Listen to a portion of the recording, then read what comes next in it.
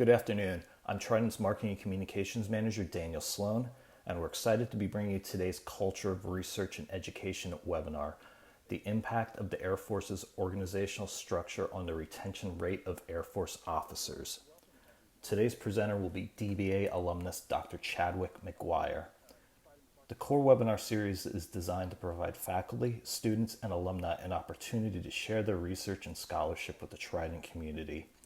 By fostering a culture of professional development and idea exchange, participants will have access to a valuable forum for lifelong learning. This university-wide effort is led by Trident's Doctoral Studies directors. A few notes before we begin today's session. We're doing things a little differently for this presentation. Since CORE is a community of learners, we wanted to have more of a community feel during the webinar. Feel free to leave your cameras on or turn them off. It's up to you. If you leave your camera on, just remember that everyone can see you. And out of respect for our presenter, your audio has been muted. After the presentation, we will have a Q&A session. There are two ways to ask a question. Type the question in the chat box. You can do that at any time during the webinar. To make it easier for us to find, please include the word question in all caps at the start of your text. There is also an option to send a private message in the chat box. Only the presenters will be able to view these messages. You are also welcomed and encouraged to ask the question yourself after the presentation. If you would like to do this, please raise your hand and you will be called on. At that point, you can unmute your phone and ask your question. And just a reminder, please be professional and respectful to everyone present at all times. Otherwise, you will be asked to leave. This webinar will be recorded and all attendees will receive a link to this webinar and a copy of the slides next week. Our host today will be Dr. Indira Guzman. She's the Doctoral Studies Director in the Glenn R. Jones College of Business and a Professor of IT Management. She's been a faculty member and dissertation mentor at Trident since 2006. Her research has been published in over 50 academic outlets. Welcome, Dr. Guzman. The floor is yours. Thank you very much for the introduction, Dan. Good afternoon, good evening, everyone. Thank you very much for joining today's presentation. It's my privilege to introduce Dr. Chadwick McGuire. He is a senior manager of special operations at HelloFresh, and he has an extensive experience in logistics, IT, and innovation projects. Dr. McGuire served on active duty in the Air Force for 12 years before deciding to separate as a captain, and he earned an associate degree from the Community College of the Air Force before joining Trident. Something really important and remarkable to mention is that Dr. McGuire is a triple Trident, meaning that he graduated as an exceptional alum from Trident and earned 3 degrees, the bachelor's, the master's, and then the doctoral degree. So kudos to Dr. McGuire for that. And we are all very proud of what he has accomplished. On March of this year, 2021, Dr. McGuire completed his doctorate in business administration at Trident University. Dr. John McGrain was the Doctoral Study Project chair, and Dr. Linsky and Dr. Chan served as the Doctoral Study Project committee members. I would like to thank Dr. McGuire for accepting our invitation to present his research today in our core webinar. Let's welcome Dr. McGuire. Thank you, Dr. Guzman. Thank you for everyone attending. Basically, as we go through this, I'm going to sprinkle in some of my life events because I actually lived the research. When I started the research, I was active duty. And ultimately, I decided to separate instead of being retained. And I have my reasons for doing that. As we get to some of the theoretical concepts, I'll give you a little more information that is real life information. We're going to start out with some of the operational background. So it's functional and hierarchical, the organizational structure of the Air Force. And there's a little over 473,000 personnel. This includes active duty as well as civilian. Of those personnel, there's 63,000 active duty officers. If the leadership can understand why the officers leave, then they can take strategic steps to help increase the capabilities as well as strengthen the force of the Air Force. The problem statement that evolves from this organizational background is that people, officers in general, are leaving, but they don't know why. Whether it's a RIF, which is a reduction in force that causes individuals to no longer be in the military. Annual projections actually increase the possibility of a reduction in force. And then sometimes the mission requirements, though the force has been reduced, do not allow the same capability as individuals are no longer retained. So the conceptual background is that we want to focus on retention. We want to focus on the Air Force officers, where they have separated or retired within the past 5 years. And in the theories, job satisfaction theory would be Maslow's hierarchy of needs. And we're going to focus on the theory of planned behavior. From this background evolves some questions. So there's 2 research questions. The first question is, what factors influence the retention rate of Air Force officers? From there, once the factors are determined, we want to figure out what or how to address those influencing factors to change the retention rate in favor of the Air Force. The significance of the study is, slide, we want to provide an analysis, you can go ahead and go to the next one, to help the organizational leaders determine what's the best course of action to address the organizational structure to have a retention rate that is in favor of the Air Force. Go 2 slides. So for the benchmarking, of those individuals who are between the years of 17 to 24 years old, only 29% of those individuals are eligible to serve. In spite of that, the recruiting goals have been met, the accession goals have been met, the budget has increased since fiscal year 17, and it's reported that the AFSCs, which are career fields, are stable. Historically, the average was about 90%, it's at 98%, but still there's a retention problem. So taking this information, we're going to build on a theoretical foundation. So this is the theory of planned behavior. And this shows how, in theory, how the intention to exhibit a certain behavior is evolved. So for me, living this research, there were many different behavioral beliefs, normative beliefs, control beliefs. My attitude towards the behavior of leaving was a positive one. I was ready to separate from the military. This was back in January. The subjective norms that were feeding into my desired behavior were on both sides. People were saying, you should stay. People were saying, no, you should go, based on the input that I was giving them. And then the perceived behavior control, I knew that because I was under contract, I could not control the fact that I had to stay. So my intention was to leave, but my actual behavior control was, well, in January, I was 7 months out, and I needed to be 6 months out in order to be eligible to retire.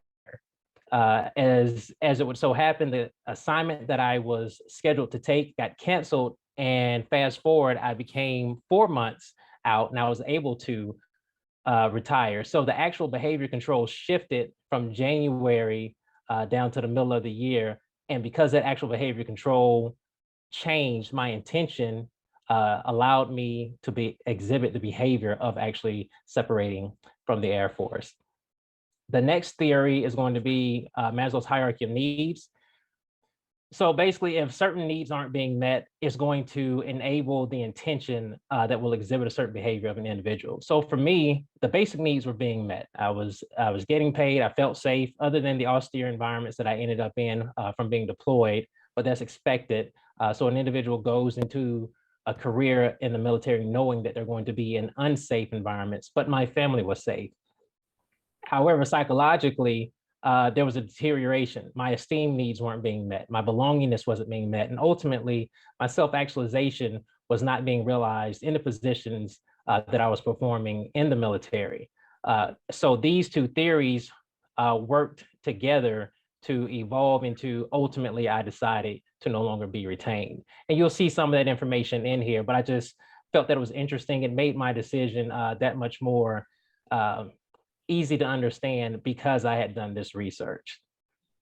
The method and design that I chose was a mixed method, case study design. A lot of the quantitative data is issued or presented annually from the Air Force. So I had access to that. And some quantitative and qualitative data was collected. The desire was to answer the why and the how related to the retention rate. It's a case study because it is a contemporary phenomenon. It affects the Air Force as well as other organizations, but understanding how officers behave is the key goal. The sample and population for this research, the population is all Air Force officers, separated or retired within the past 5 years. And this is important. As I go to the next slide, I'll explain why it's important. This was a convenient sample and I wanted at least 20 participants. But when it comes to ethical considerations, the fact that the individuals were separated or retired removed the requirement to go through the IRB for the DoD, and time was a consideration when doing the research. So further ethical considerations, there was informed consent from all participants. Confidentiality was maintained, no names were utilized, and the data was protected via password and safeguarding.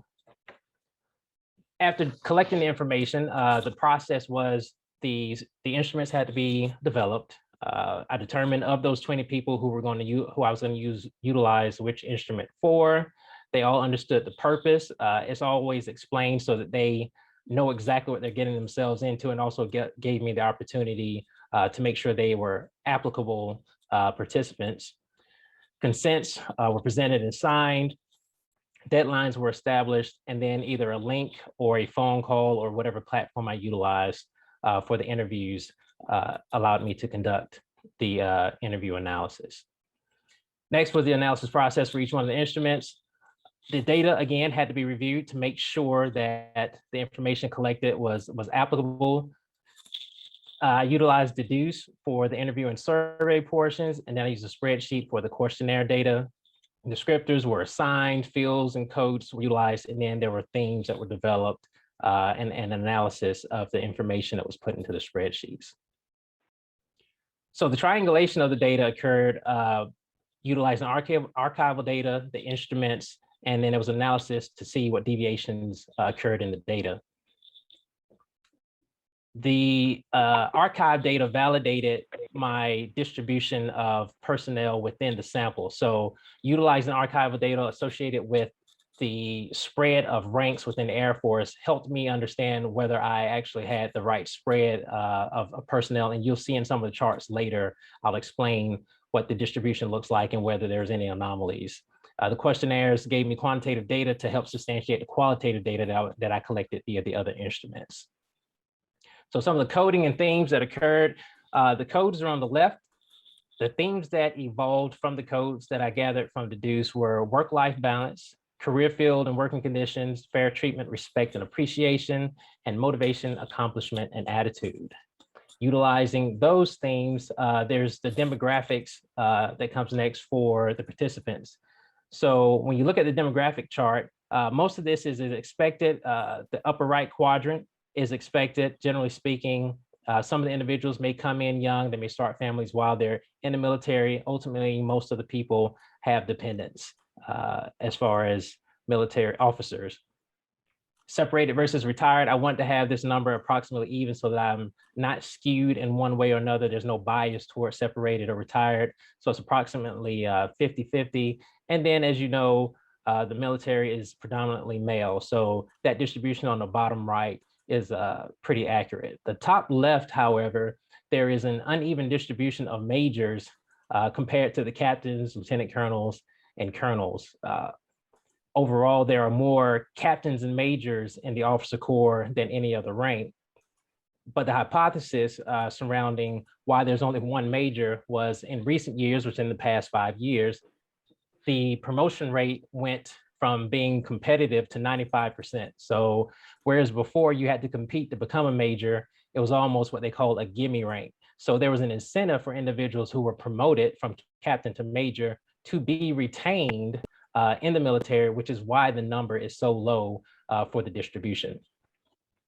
The next chart shows the population percentage representation. This is a sample versus the current. Current refers to what the current force structure was. So 7% colonels, 20% lieutenant colonel, 30% major, and 43% captain. Again, we have that anomaly for the major, the 5% versus 30%. but all the other distributions are within approximately 10%. So for me, it shows an accurate representation of the Air Force officer corps.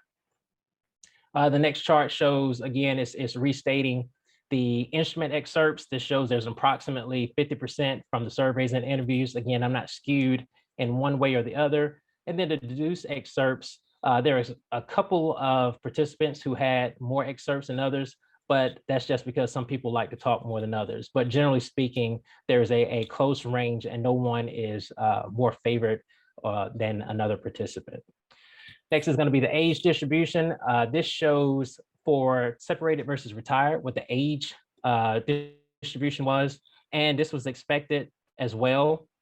There's one anomaly there for the retired person between 30 to 34, and I did check to verify because I didn't want anyone who had been medically retired. That is a different instance and situation, and this person was administratively retired for special circumstances.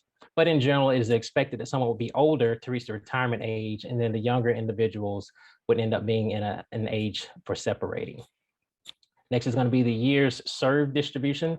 This is distribution was consistent as well.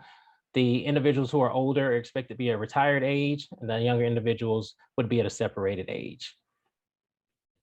So from here, there's one more chart that shows the demographics. It's another breakout. It's restating what was already stated. It shows the gender distribution, dependents, retired, and then it further breaks it down for retired demographics versus separated demographics. From here, we're going to go into the themes. The first theme, work-life balance. So we're going to utilize Maslow's hierarchy of needs. Basically, once certain needs are no longer met, participants leave or are no longer retained. When those needs aren't met for work-life balance, and there's an offset of work-life balance, then certain behaviors become more favorable and certain behaviors develop. And you're going to see this for each one of the things. The information, which parts of the hierarchy are not met is what determines whether a person wants to stay or decides to leave.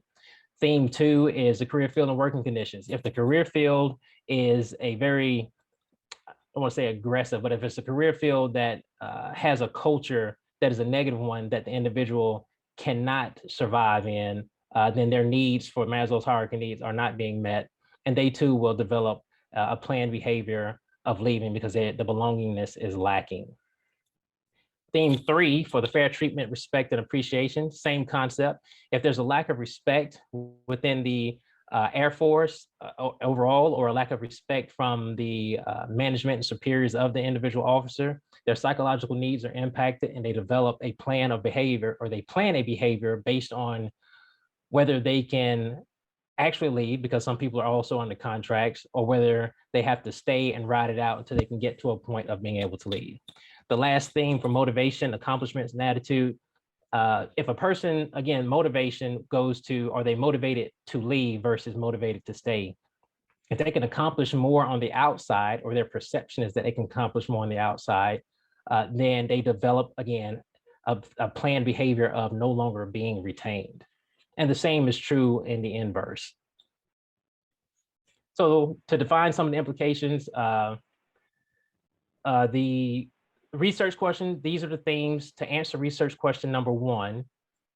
In a later slide, research question 2 will be answered, where recommendations to address these themes will be provided. So to go into the implications of the study for the work-life balance, the career field cultures, and fair treatment, it is a direct relationship with retention. So as work-life balance increases in a positive manner, as the career field cultures increase in a positive manner, working conditions, fair treatment, respect, and appreciation, if those things go up in a positive manner, then the retention rate is expected to go up. For motivation, accomplishments, and attitude, well, for motivation and accomplishments, it is the inverse relationship. If the motivation to leave the Air Force goes up and the accomplishments are seen as a positive on the outside, then the retention rate will go down.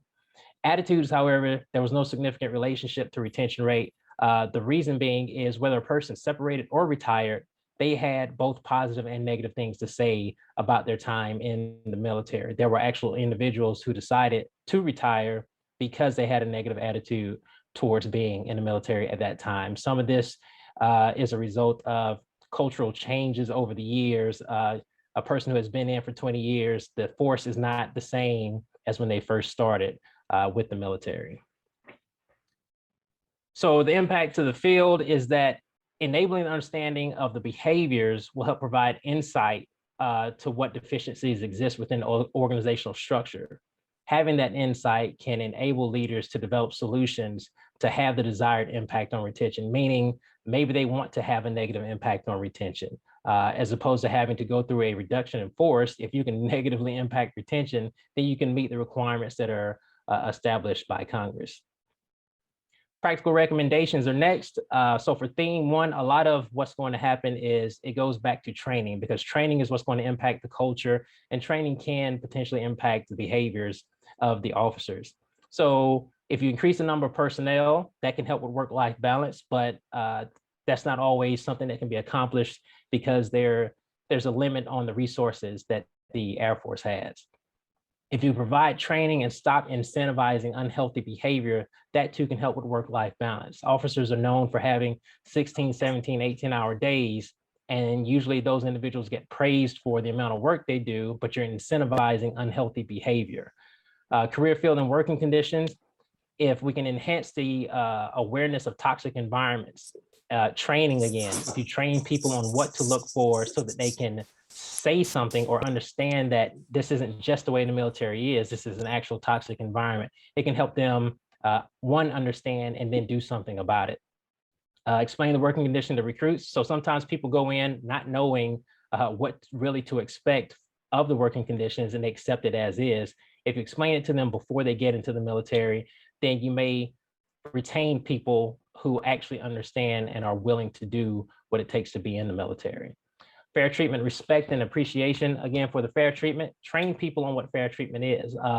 Some of these individuals are younger and they come from backgrounds where they don't know or they don't have the values of what's considered fair treatment. Respect and appreciation are the same. Training people to understand what respect is as the culture shifts will help them either to be retained or to be a leader who can retain quality personnel.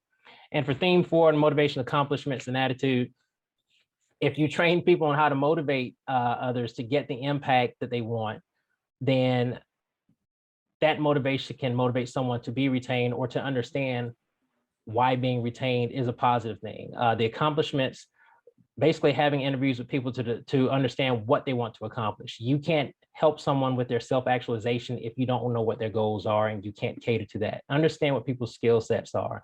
Encourage honest feedback and understand the knowledge of why people depart from the Air Force.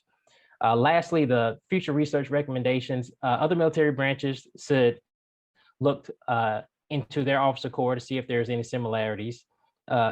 No point in recreating the wheel. If they find that there are similarities, then they can implement some of the same solutions.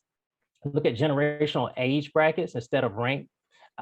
This is a tricky one only because the ages span the different officer ranks. You can have young and old captains all the way up through the structure. So looking at generations can help you understand maybe it's a generational thing with the values that are within the organizational structure may not be the same.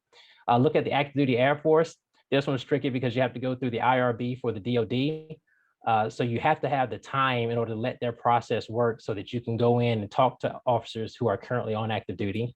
Looking at senior officers, 06 and colonel, those individuals are usually beyond the 20-year mark. So finding out what they enjoy about being in the Air Force to understand, okay, you're retained because of this. What type of characteristics do you have that we should be looking for to keep these type of people in the military? And then looking at general officers. Typically, general officers or flag officers they sometimes stay beyond 30. There's something about their personality or something about their experience in the Air Force that has enabled them to stay as long as they have. And if we can tap into that and figure out what the structure is doing that caters to those type of personalities, then we can enhance the force and as well as have an impact on the retention rate as desired.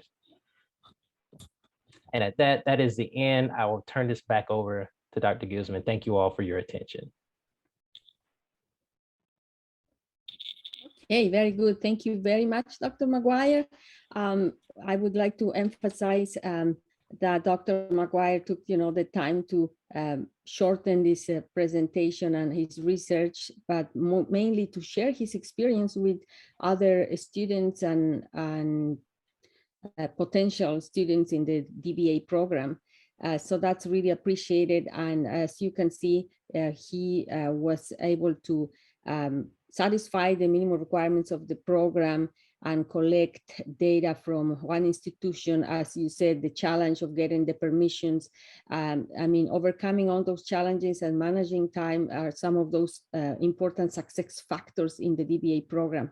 So great job, Dr. McGuire, and thank you very much again for your presentation. I think we are ready for questions. Thanks. Great, thank you. Thank you, Dr. Guzman. Just a few reminders. One, thank you, Dr. Guzman, for posting this in the chat. There's apparently some sort of glitch. So if your name is not Robert Hamilton, you can change that in, on your or in your Zoom. Just click on participants, then go to your name, click on more, then click on rename, and you can update your name on Zoom. And obviously they'll make it much easier for us to communicate with you, especially if you have questions. And if you have questions, there's two ways you can go about it. One, just type it into the chat box, or two, raise your hand. We'll call on you. You can unmute your phone and just dictate your question to Dr. McGuire or Dr. Guzman. So let's get started.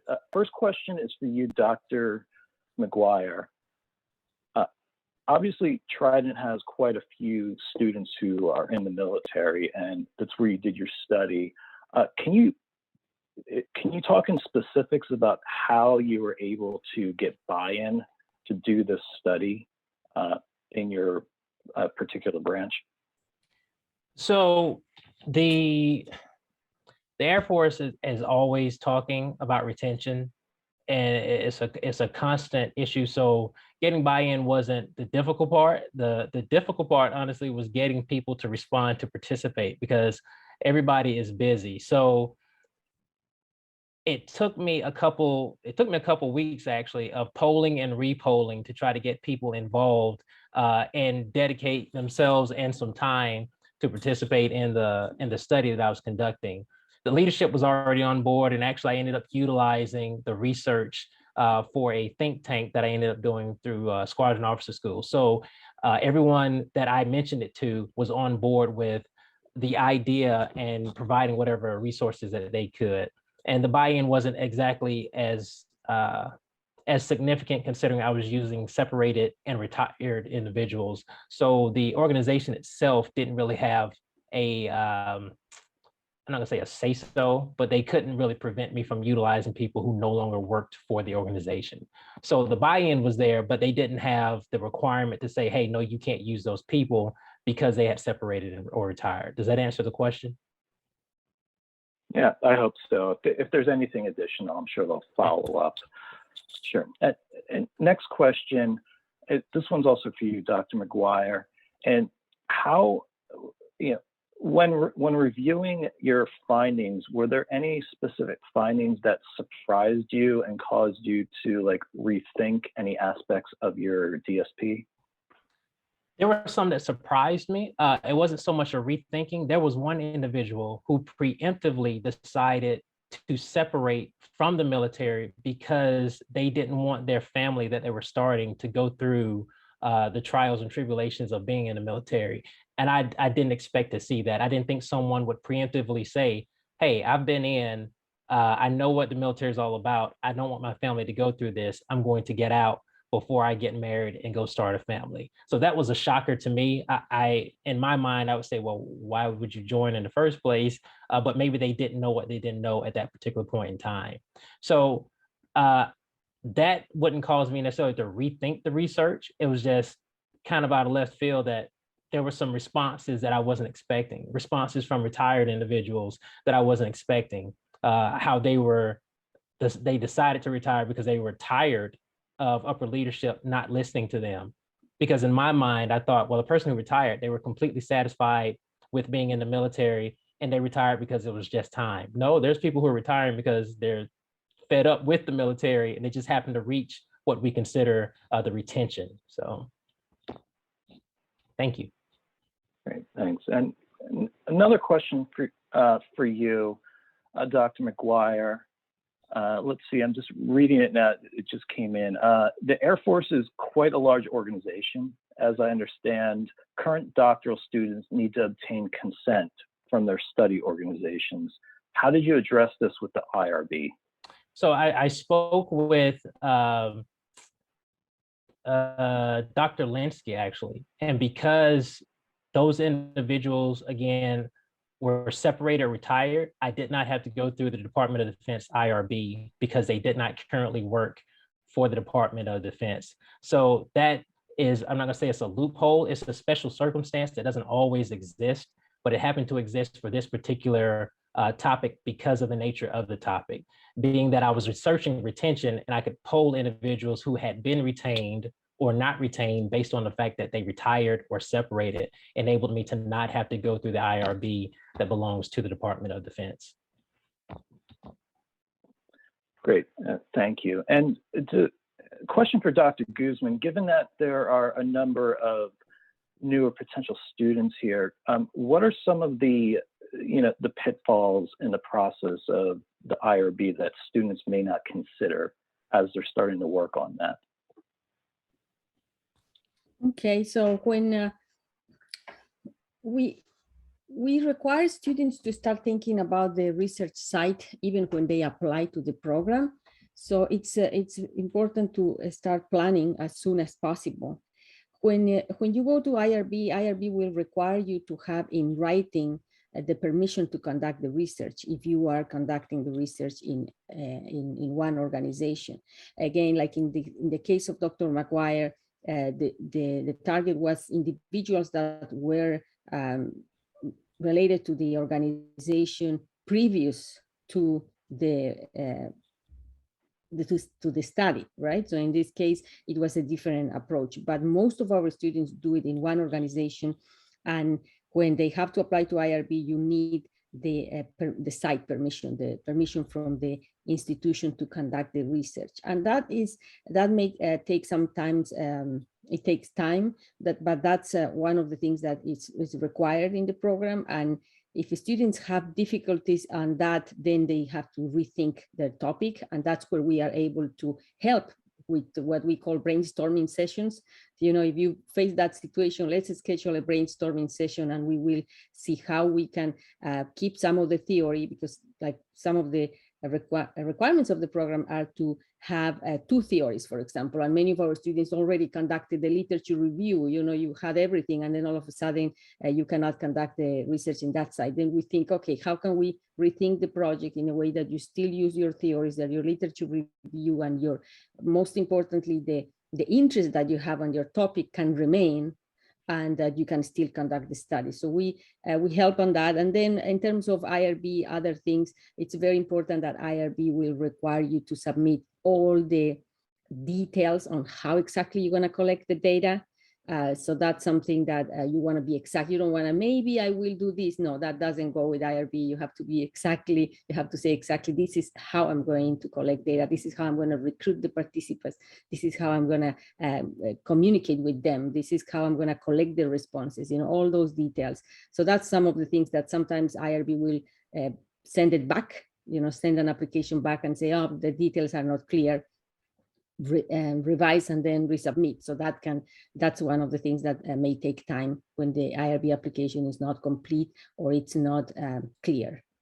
Mm-hmm.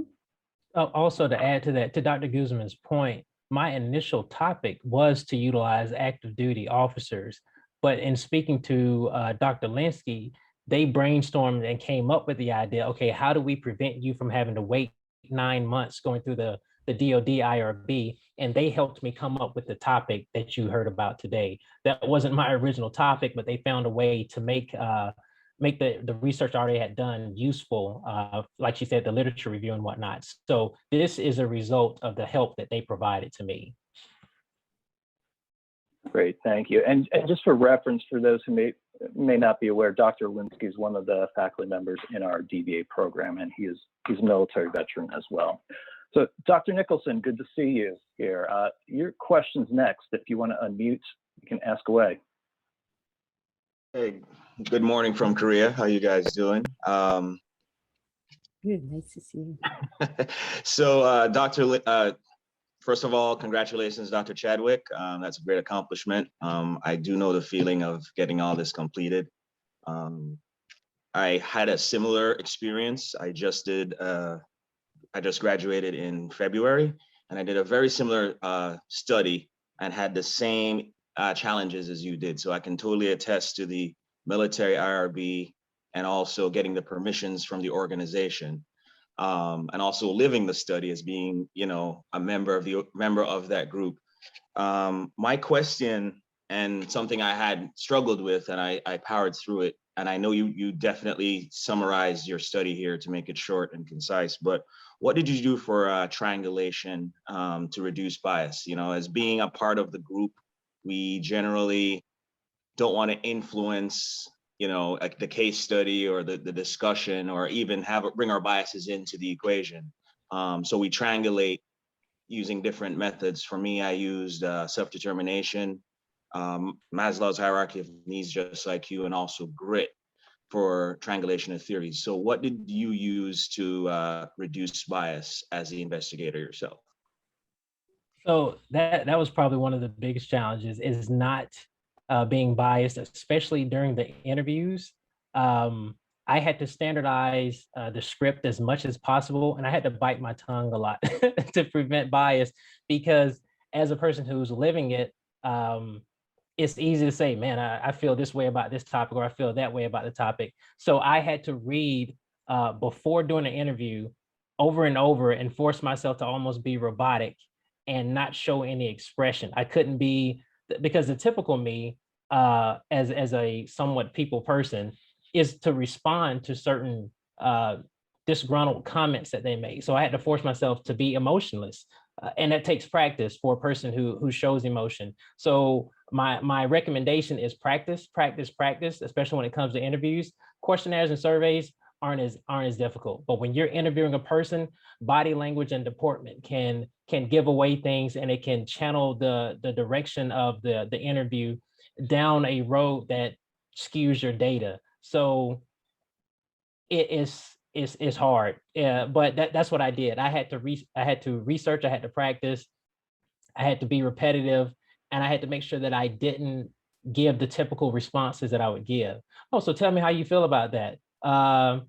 Oh man, that's really bad. You can't put any kind of opinion into anything that you're saying. And that's going to be the challenge for anyone who decides to do interviews. And it can be done. Just, I would say, find someone who knows you well and can point out all those things that you do that gives you away and makes your opinion known in the conversation, and start turning those things off just for the interview. And that's what I had to do. I had to practice. I had to practice and practice and practice, honestly. Is that a sufficient answer?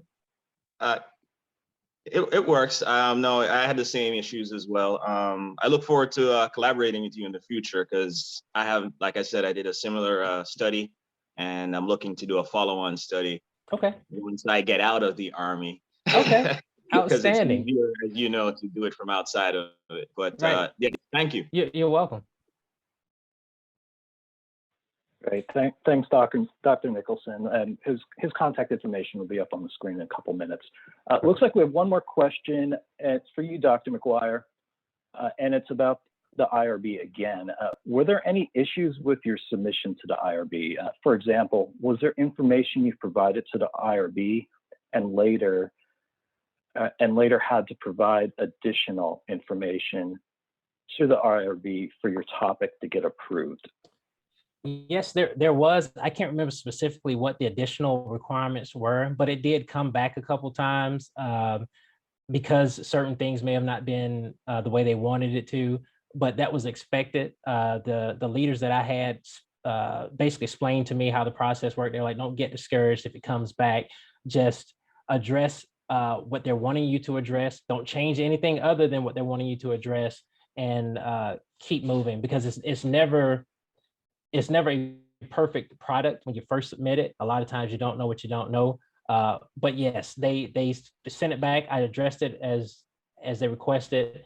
And once it went back and forth about two or three times, then it was finally to the point where they accepted it. It's just, it takes time. It's a process. Great. Thank you so much for that. And thank you for those of you who contributed questions. Again, contact information for Dr. Guzman and Dr. McGuire on screen now. And Dr. Guzman, thank you again for hosting tonight's presentation. And Dr. McGuire, great work on this research, and congratulations on completing your DBA. Thank you. And please visit our core webpage where you can access more doctoral information and resources like this. And as a reminder, the recording for this webinar and the slide deck will be sent around by early next week. Thank you for everyone who attended and helped organize this, for your participation, interest, and great questions. Let's continue collaborating and building knowledge, and hopefully we'll see you soon. Have a great evening. Thank you.